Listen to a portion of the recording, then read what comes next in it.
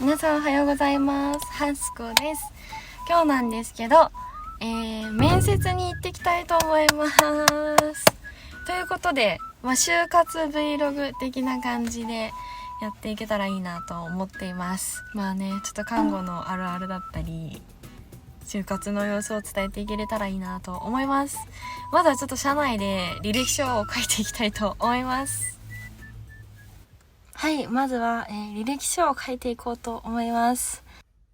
じゃーん。これが看護師免許でーす。マジででかい。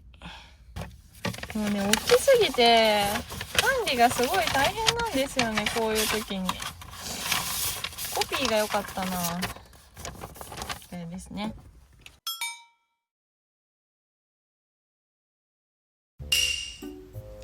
結構その看護系のことを挙げるとすごいね、やっぱ看護師の先輩の方だったりいろんな看護師の方がね、自分の看護官みたいなのをすごい思ってらっしゃって、ちょっと看護のことをね発信するのがね若干最近ネガティブな感じはあります。絶対多分面接の時とかも聞かれると思うんですよね。あなたの看護官はみたいな。私がその看護を大事にしたいのはやっぱり患者さんの気持ちに一番寄り添うっていうところなので、結構私のその生活スタイル的によく思わない看護師の方もいるみたい、コメントとかでも来るんですけど、その正直患者さんからして看護師のそのプライベートのところって本当は多分見えないじゃないですか。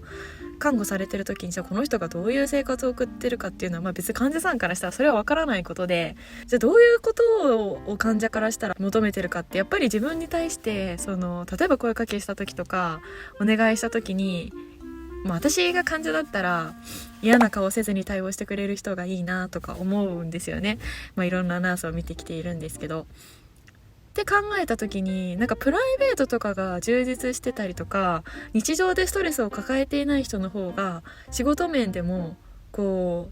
なんていうんですかね、余裕を持って対応できると思うんですよね。なのでそういうフラストレーションみたいなのを抱えたまま現場に出るよりもプライベートが充実してたり、その余裕があって看護する方が患者さんにもとってもそうだし、周りのスタッフとかに対しても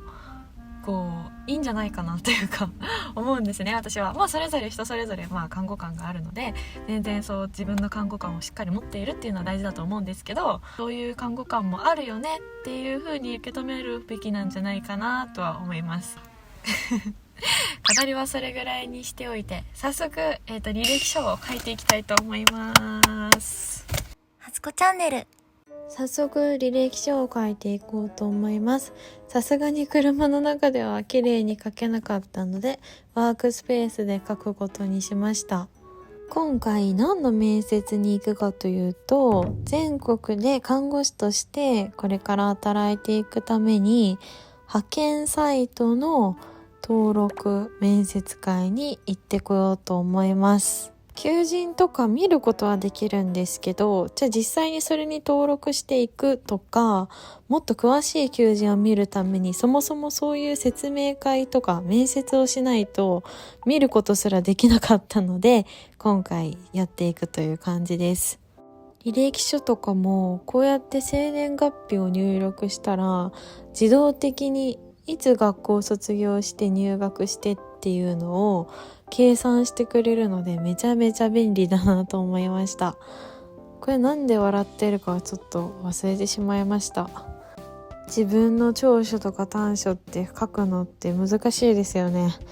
もうしばらくこういうこと書いてなかったので時間がかかってしまいました。履歴書を書き終わったら証明写真を撮っていきたいと思います。証明書プリです。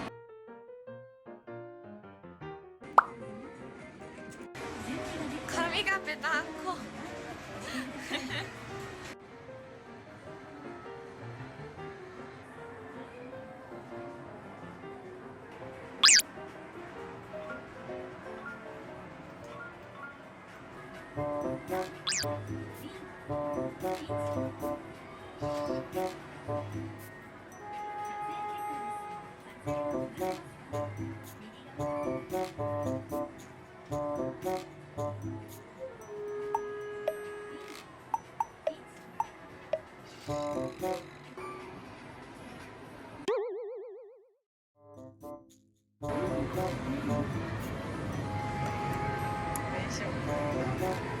すげえ、めっちゃ調整できるみたい。これめっちゃ持ってしまいました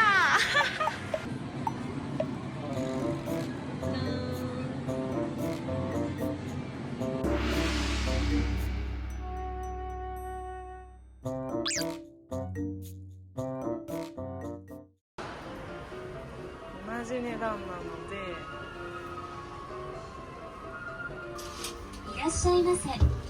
言語を選択して決定ボタンを押してください。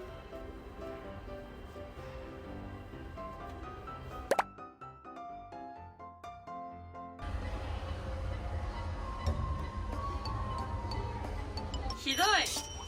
プリントが完了いたしました。プリで撮ったやつがこれで、実物がこれで、はい、丸いな。これがありのままだそうです。どうでしょう。じゃんじゃんじゃん。肌感がいいかな。でもこれは漏れすぎプリクラって感じですよね。なのでもちろんこっちで行こうと思います。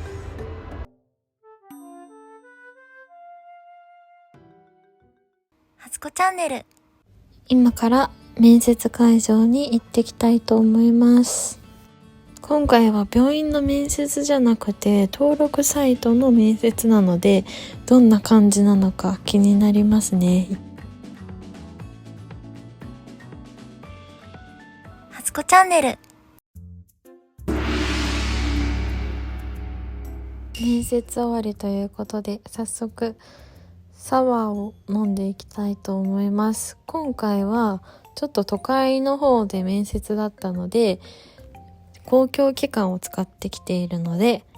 飲めます。帰りは電車で帰ろうと思います。